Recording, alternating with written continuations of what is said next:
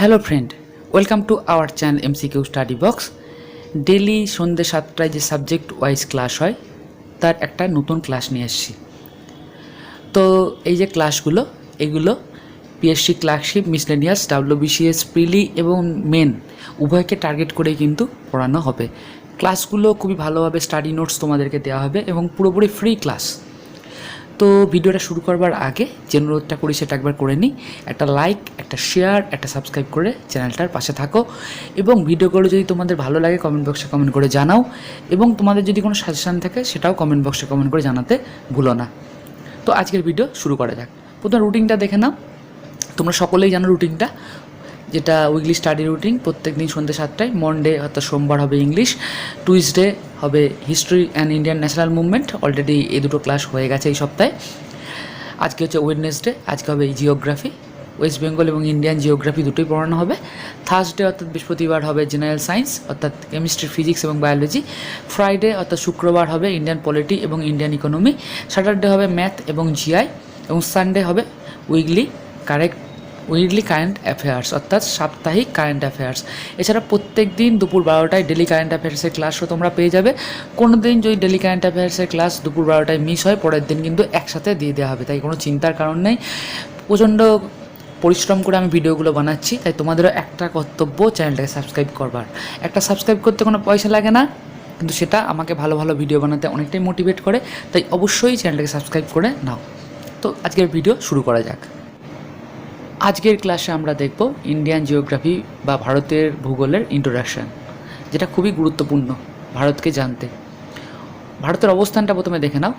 অক্ষাংশগতভাবে ভারতের অবস্থান হচ্ছে দক্ষিণে 8 ডিগ্রি 4 মিনিট উত্তর অক্ষাংশ থেকে উত্তরে 37 ডিগ্রি 6 মিনিট উত্তর অক্ষাংশ। যেটা গুরুত্বপূর্ণ, অক্ষাংশ অনুসারে ভারত কিন্তু উত্তর গোলার্ধে অবস্থিত। আর দ্রাঘিমাগতভাবে ভারতের অবস্থান হচ্ছে পশ্চিমে 68 ডিগ্রি 7 মিনিট পূর্ব দ্রাঘিমা থেকে 97 ডিগ্রি 25 মিনিট পূর্ব দ্রাঘিমা পর্যন্ত। অর্থাৎ দ্রাঘিমাংশ অনুসারে ভারতের অবস্থান হচ্ছে পূর্ব গোলার্ধে। অর্থাৎ অক্ষাংশগতভাবে ভারতের অবস্থান হচ্ছে উত্তর গোলার্ধে এবং দ্রাঘিমাগতভাবে ভারতের অবস্থান হচ্ছে পূর্ব গোলার্ধে। আশা করি বুঝতে পেরেছো। এটা কিন্তু অবশ্যই মনে রাখো। দেখো, ইন্ট্রোডাকশন ক্লাসগুলো প্রচুর ইনফরমেশান দিয়ে যায়, যেগুলো কিন্তু এক্সামে আসে কিন্তু আমরা অনেক সময় পড়ি না। তা আমার ক্লাসে ইন্ট্রোডাকশানও কিন্তু ভালোভাবে পড়ানো হবে। আশা করি তোমরা এই স্লাইডটা বুঝতে পেরেছো। এরপরে দেখো, এরপরে যেটা দেখব ভারতের আয়তন সম্পর্কে আমরা জেনে নেব। ভারতের আয়তন ও বিস্তার সম্পর্কে আমরা জেনে নেব। ভারতের আয়তন হচ্ছে 32,87,263। এটা মনে রাখতে পারলে পেরো, কিন্তু যদি মনে রাখতে না পারো তবে কষ্ট করে মনে রাখার দরকার নেই। কিন্তু যেটা মনে রেখো, বিশ্বের 7ম বৃহত্তম দেশ হচ্ছে ভারত। এবার গুরুত্বপূর্ণ ইনফরমেশনগুলো আসছে। উত্তর থেকে দক্ষিণে ভারতের বিস্তার হচ্ছে 3214 কিলোমিটার এবং পূর্ব থেকে পশ্চিমে ভারতের বিস্তার হচ্ছে 2933 কিলোমিটার হলো। আর যেটা গুরুত্বপূর্ণ ইনফরমেশন সেটা হচ্ছে ভারতের উপকূল ভাগের দৈর্ঘ্য হচ্ছে 7517 কিলোমিটার। অ্যাকচুয়ালি প্রায় 7516.6 কিলোমিটার, সেজন্য আমি প্রায় 7517 কিলোমিটার বলে দিয়েছি। এবং ভারতের স্থলভাগের বিস্তার কিন্তু 15,200 কিলোমিটার। এটা ভালো করে মনে রেখো যে উপকূল ভাগের দৈর্ঘ্য 7517 কিলোমিটার এবং স্থলভাগের বিস্তার হচ্ছে 15,200 কিলোমিটার। ইন্ট্রোডাকশান যে ক্লাসগুলো হয় প্রত্যেকটা সাবজেক্টের, সেটা কিন্তু সাবজেক্টটা সম্পর্কে ধারণা দেয় এবং কিছু কিছু কোশ্চেন বেরিয়ে আসে যেগুলো আমরা পরীক্ষায় পারি না, কারণ আমরা ইন্ট্রোডাকশান কেউ পড়েই যায় না। প্রথম থেকেই একদম পড়াশোনা শুরু করে দিই চ্যাপ্টার ওয়াইজ, কিন্তু ইন্ট্রোডাকশানটা জানা উচিত। একবার বলে নিই এর ভাগে যে প্রত্যেক দিন সন্ধ্যে 7টায় সাবজেক্ট ওয়াইজ ক্লাস কিন্তু হবে। সাবজেক্ট ওয়াইজ বলতে বিস্তারিত ক্লাস হবে এবং WBCS, ক্লার্কশিপ, মিসলেনিয়াস প্রত্যেকটা এক্সামে কিন্তু এই ক্লাসগুলো করলে তোমরা সুবিধা পাবে। এছাড়া আমাদের চ্যানেলে প্রত্যেক দিন দুপুর 12টায় ডেলি কারেন্ট অ্যাফেয়ার্সের ক্লাস হবে। কোনো দিন মিস গেলে পরের দিন পড়িয়ে দেবো এবং মাঝে মাঝে সপ্তাহে 3 দিন করে জিকে ক্লাস কিন্তু তোমরা পেয়ে যাবে। প্রত্যেকটাই কিন্তু ফ্রি ক্লাস, তাই তোমাদের একটাই কর্তব্য থাকবে চ্যানেলটাকে সাবস্ক্রাইব করবার। চ্যানেলটাকে সাবস্ক্রাইব করতে কোনো পয়সা লাগে না, ফ্রি ক্লাস করবার জন্য অবশ্যই চ্যানেলটাকে সাবস্ক্রাইব করে নিও। তো এরপরে দেখো, কোশ্চেন পয়েন্ট অফ ভিউ থেকে এক্সাম পয়েন্ট অফ ভিউ থেকে এই স্লাইডটা কিন্তু প্রচণ্ড গুরুত্বপূর্ণ। এটা থেকে কিন্তু কোশ্চেন আসে, স্টার দিয়ে রাখতে পারো তোমরা। ভারতের সীমান্তবর্তী স্থানসমূহ একবার বলে দিই। ভারতের উত্তরতম স্থান হচ্ছে ইন্দিরা কল। ভারতের দক্ষিণতম স্থান হচ্ছে আন্দামান নিকোবর দ্বীপপুঞ্জের ইন্দিরা পয়েন্ট, যেটা পিগমেলিয়ান পয়েন্ট নামেও কিন্তু পরিচিত। এক্সামে ভারতের দক্ষিণতম পয়েন্টটা বারে বারে কিন্তু এসছে। ভারতের দক্ষিণতম পয়েন্ট বা দক্ষিণতম স্থান কিন্তু বারে বারে এসছে। ভারতের পূর্বতম স্থান হচ্ছে অরুণাচল প্রদেশের কিবিথু, এবং ভারতের পশ্চিমতম স্থান হচ্ছে গুজরাটের কচ্ছ অঞ্চলের ঘুয়ারমোতা নামটা একটুখানি আনকমন, কিন্তু তোমাদের কষ্ট করে মনে রাখতে হবে। এবার বলি যে এটা থেকে কিসে কিসে কোশ্চেন এসছে। ডাব্লিউবিসিএস প্রিলিতে কিন্তু অনেকবার এই পয়েন্টগুলো থেকে কোশ্চেন এসছে। ক্লার্কশিপ মিসলেনিয়াসেও যদি এসে থাকে তো ভালো, না এসে থাকলেও আসতে পারে। তো এরপরে দেখো ভারতের প্রমাণ সময় সম্পর্কে একটু ধারণা নিয়ে নাও। ভারতের প্রমাণ দাঘিমা হচ্ছে 82°30' পূর্ব, এবং এটি কোন স্থানের মধ্যে দিয়ে গেছে? এলাহাবাদের মধ্যে দিয়ে গেছে। এই জন্য এলাহাবাদের স্থানীয় সময়কে ভারতের প্রমাণ সময় বলা হয়। এই এলাহাবাদের সময়কে ভারতের প্রমাণ সময় বলা হয়, এটা কিন্তু মনে রেখো, এটা কিন্তু এক্সামে আসে যে কোন স্থানের সময়কে ভারতের প্রমাণ সময় ধরা হয়। এখানে জেনে রাখা ভালো যে গ্রিনিচ মিন টাইমের তুলনায় ভারতের প্রমাণ সময় প্রায় 5 ঘন্টা 30 মিনিট এগিয়ে থাকে। অনেক সময় এই ধরনের কোশ্চেন আসে, গ্রিনিচের মিন টাইমটা দিয়ে বলে সেক্ষেত্রে ভারতের প্রমাণ সময় কত হবে। সেক্ষেত্রে সহজেই তোমরা কিন্তু ক্যালকুলেট করে অ্যান্সারটা দিতে পারবে। ভিডিওটা যদি তোমাদের ভালো লেগে থাকে একটা লাইক, একটা শেয়ার করে দিও, এবং কমেন্ট বক্সে কমেন্ট করে কিন্তু জানিও ভিডিওগুলো কেমন তোমাদের লাগছে, এবং তোমাদের কোনো সাজেশান থাকলেও জানিও। এই স্লাইডটা এটাও কিন্তু স্টার মার্ক দিয়ে তোমাদেরকে রাখতে হবে, প্রচণ্ড গুরুত্বপূর্ণ স্লাইড এটা। ভারতে কিন্তু কর্কটক্রান্তি রেখার একটা প্রভাব রয়েছে। কর্কটক্রান্তি রেখা কাকে বলে প্রথম জেনে নাও। কর্কটক্রান্তি রেখা হচ্ছে 23°30' উত্তর অক্ষাংশ বা উত্তর অক্ষরেখা।